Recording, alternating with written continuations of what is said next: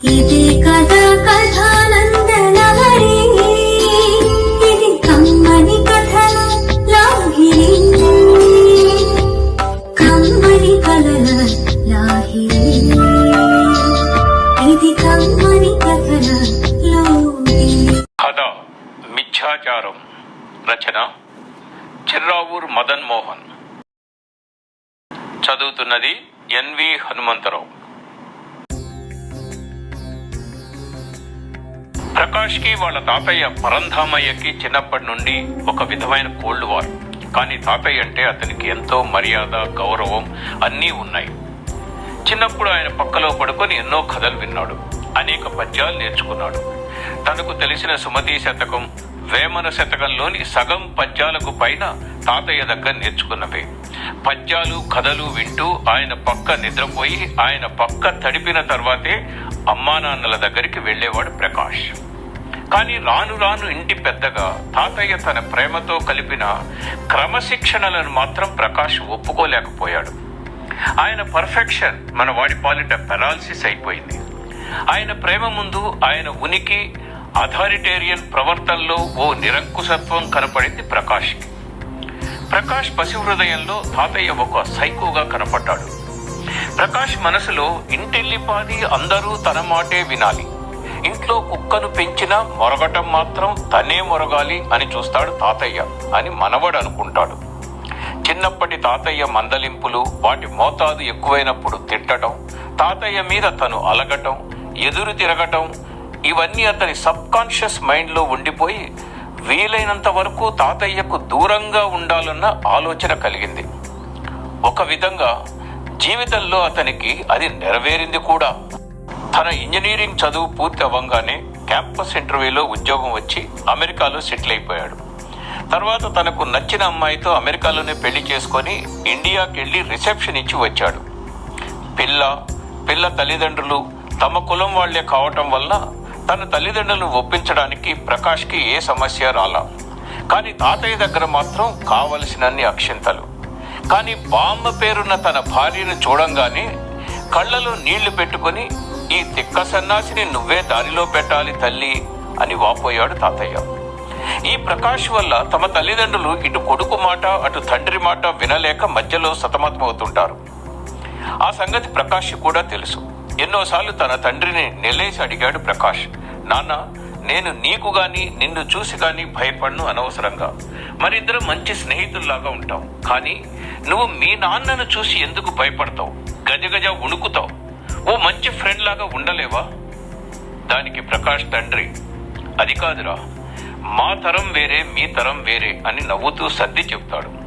ప్రతిసారి తాతయ్యను చూసినప్పుడు కాళ్లకు దండం పెట్టడం, ఇవన్నీ ప్రకాష్కి ఏదో ఎబ్బెట్టుగా ఉండేది. పెళ్లి తర్వాత అందరినీ అమెరికా రమ్మంటే తాతయ్య ససేమిరా రానన్నాడు. తన తల్లిదండ్రులు తర్వాత వీలు చూసుకొని వస్తానులే అని ప్రకాష్కి సర్ది చెప్పారు. ప్రకాష్ పట్టుదలతో ఇచ్చిన ఒత్తిడికి వద్దనలేక చివరికి ముగ్గురు వస్తామని మాటిచ్చారు. వెంటనే ప్రకాష్ వాళ్ళు అమెరికాకు రావటానికి కావలసిన ప్రక్రియలన్నీ చేపట్టాడు. ఇండియాలో పాస్పోర్టు నుంచి వీసా వరకు తన మిత్రుల సహాయంతో పూర్తి చేయించి ముగ్గురికి ఫ్లైట్ టికెట్లు కూడా అరేంజ్ చేశాడు.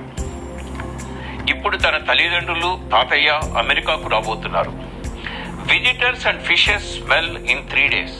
అతిథులు ఆరబెట్టిన చేపలు 3 రోజుల్లో కంపు కొట్టగలవు అన్నట్టు మహా అయితే ఎవరు ఆయన్ను 3 రోజుల కన్నా ఎక్కువ భరించలేరు. ఆయన చేసే హంగామా అంతా ఇంతా కాదు. ఇండియాలోనే అంతంటే ఇక అమెరికాలో ఎంత చేస్తాడో ఆలోచించుకుంటున్నాడు ప్రకాష్. కానీ విధి లేదు. తను చచ్చినట్టు తల్లిదండ్రులతో పాటు అదేదో ఫ్రీ ఆఫర్ లాగా ఆయనని భరించాల్సిందే. తనైతే పర్వాలేదు, ఇప్పుడు తన భార్య కూడా ఉంది. తన అత్తమామలు అమెరికాలోనే విడిగా ఉంటున్నారు. వారి ముందు ఏం ఇరకాటంలో పెడతాడో అని ఆలోచిస్తున్నాడు ప్రకాష్. తను, భార్య, తన తల్లిదండ్రులని, తాతయ్యని రిసీవ్ చేసుకోవటానికి ఎయిర్పోర్ట్ వెళ్లారు. ప్రతిసారిలాగే ఈసారి కూడా ఈ తాతయ్యకు పబ్లిక్ లో కాళ్లకు దండాలు పెట్టడం, వంగి సలాములు చేయడం జోలికి పోకూడదనుకున్నాడు ప్రకాష్. తను ముగ్గురికి వీల్ చైర్ అసిస్టెంట్స్ అరేంజ్ చేశాడు. కానీ తన అమ్మా నాన్నలు చక్రాల కుర్చీలలో వస్తుంటే హుందాగా 6 అడుగుల ఆజానుబాహు తాతయ్య నడిచి రావటం తనకు ఆశ్చర్యం కలిగించింది. ఆయన తెల్ల పంచకట్టు లాల్చీని చూసి అక్కడి వాళ్ళందరూ గౌరవంగా దారి వదలటం తనకెంతో గర్వం కలిగించింది. నవ్వుతూ తమ దగ్గరికి వచ్చిన తాతయ్యని చూసి వంగి కాళ్లకు దండం పెట్టింది తన భార్య. అలాగే తన తల్లిదండ్రులకు కూడా పెట్టింది. తను విధి లేక ఆమె వెనుక వెళ్లి దండం పెట్టాల్సి వచ్చింది. తాతయ్య తర్వాత తన భార్యను అనుసరించి తన తల్లిదండ్రులకు కూడా కాళ్లకు దండం పెట్టాడు ప్రకాష్. వాళ్ళు ఆప్యాయంగా లేచి తనని తన భార్యని కౌగిలించుకున్నారు. ఇంతలో తాతయ్య అందుకున్నాడు. ఏరా, ముందు అమ్మాయి దండం పెడితేగా నువ్వు పెట్టవా? ముందు దండం పెట్టాల్సింది నువ్వు, తర్వాతనే అమ్మాయి పెట్టాలి, లేదా ఇద్దరూ కలిసి పెట్టాలి. అంతేకాని అమ్మాయి దండం పెట్టిన తర్వాత ఏదో మాకు కన్సెషన్ ఇస్తున్నట్టు పెట్టకూడదు అన్నాడు.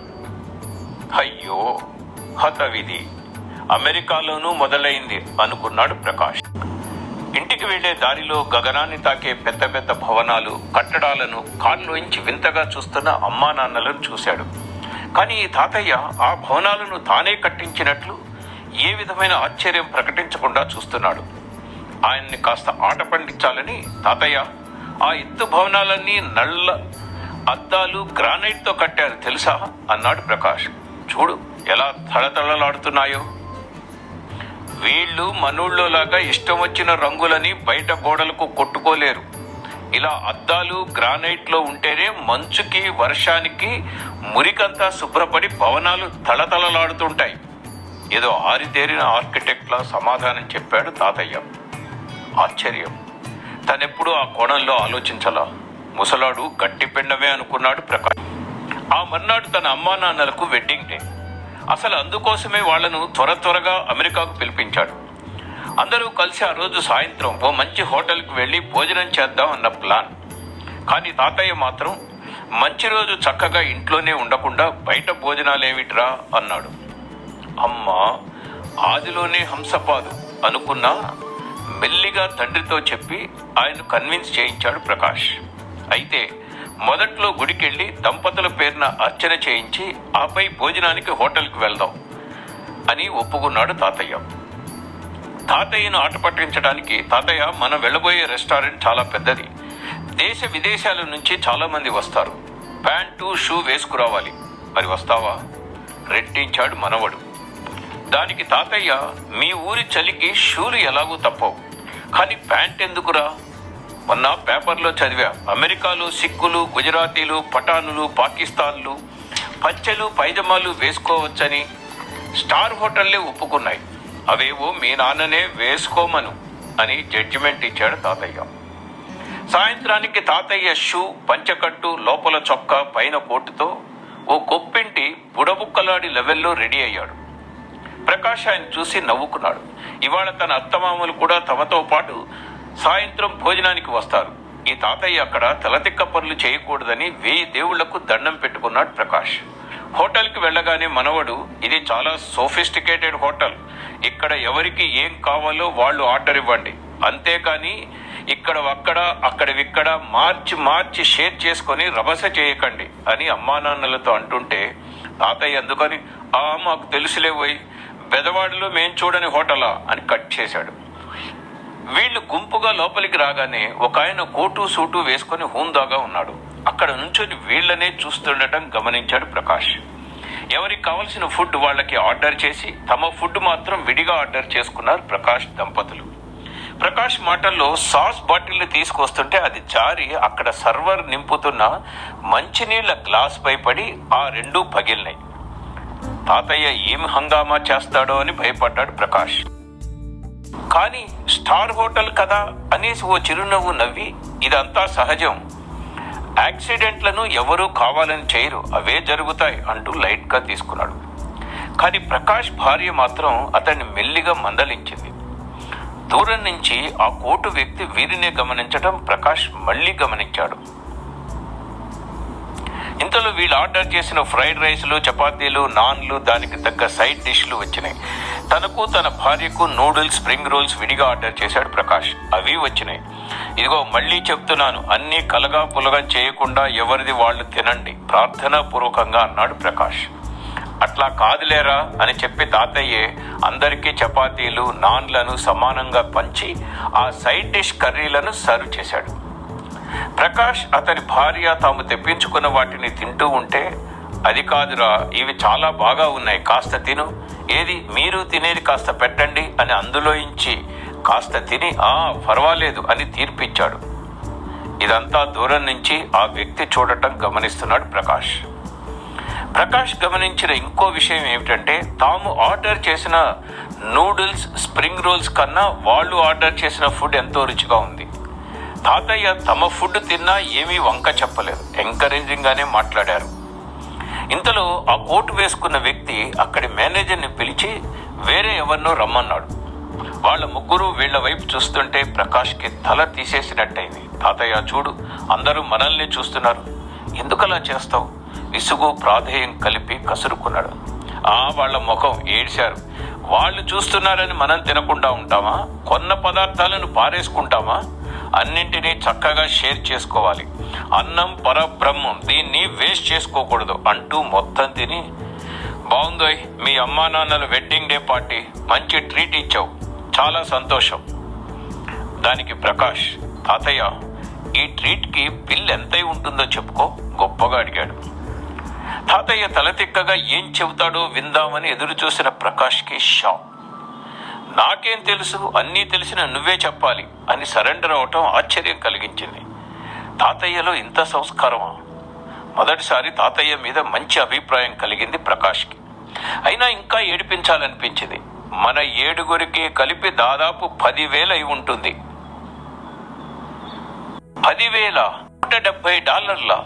తాతయ్య ప్రశ్నకు ప్రకాష్ విస్తుపోయాడు.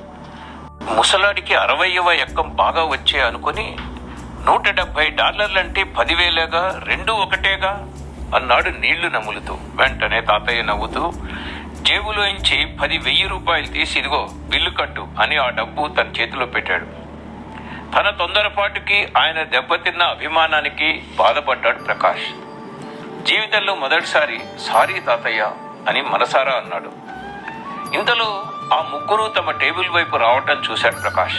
ఆ నీళ్ల గ్లాస్, సాస్ బాటిల్ పడి పగలటం వల్ల దానికి సంబంధించిన ప్రశ్నలు వేయబోతున్నారని గ్రహించి, సార్ ఇందాక చెయ్యి తగిలి పడిపోయింది, దానికి కలిగిన నష్టం మేమే భరిస్తాం అని ప్రాధేయపూర్వకంగా వేడుకున్నాడు ప్రకాష్.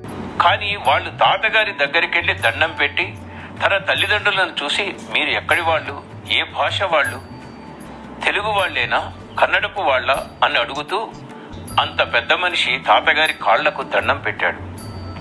మీది ఏం ఫ్యామిలీ సార్? ఇక్కడికి వచ్చే వాళ్ళంతా ఏదో ఆర్డర్ ఇస్తారు, సగం తింటారు, మిగిలింది పారేస్తారు. కానీ మీరట్లా కాకుండా చక్కగా జాయింట్ ఫ్యామిలీగా అన్నీ సర్దుకొని ఆర్డర్ చేసిన ఫుడ్ను వేస్ట్ చేయకుండా అన్యోన్యంగా తినటం మాకు కన్నుల విందుగా ఉంది. ఇలాంటి వాళ్ళు రావటం మా హోటల్ చేసుకున్న పుణ్యం అని తాతయ్య చేయి పట్టుకుని ధన్యవాదాలు చెప్పి, ఇవాళ మీరు తిన్న ఫుడ్కు మీరు బిల్లు ఇవ్వక్కర్లేదు అని చెప్పి మేనేజర్ చెవిలో ఏదో చెప్పాడు. అతడు వెంటనే ఆఫీస్ రూమ్కి వెళ్ళి ఒక గిఫ్ట్ ప్యాకెట్తో ప్రత్యక్షమయ్యాడు. సార్, ఇది మా రెస్టారెంట్ ఓపెనింగ్ అప్పుడు అందరికీ ఇచ్చిన రిటర్న్ గిఫ్ట్. ఎవరెవరికో సంబంధం లేని వాళ్ళకంతా ఇచ్చాం. అసలైన వాళ్ళు మీరు. మీకు గిఫ్ట్ ఇవ్వడంలో ఎంతో గర్వపడుతున్నాం అన్నాడు. అదంతా చూస్తున్న ప్రకాష్ తాతయ్య గొప్పతనం తెలుసుకొని మనసారా ఆయన కాళ్ళకి దండం పెట్టడానికి వంగబోయాడు, తన హిపోక్రసీని వదిలి. లేవోయ్ మనవడా, నువ్వు ఉండాల్సింది కాళ్ల దగ్గర కాదు, నా హృదయం దగ్గర అని కౌగిలించుకున్నాడు. ఇద్దరి కళ్ళు చెమర్చినాయి. మాటల్లో మరిచా, ఇవాళ ట్రీట్ నాది, ఆ 10,000 టిప్స్తో పాటు $200 తీ అన్నాడు తాతయ్య. అందరూ తృప్తిగా నవ్వుకున్నారు. కథ మిథ్యాచారం. రచన చిర్రావూర్ మదన్ మోహన్.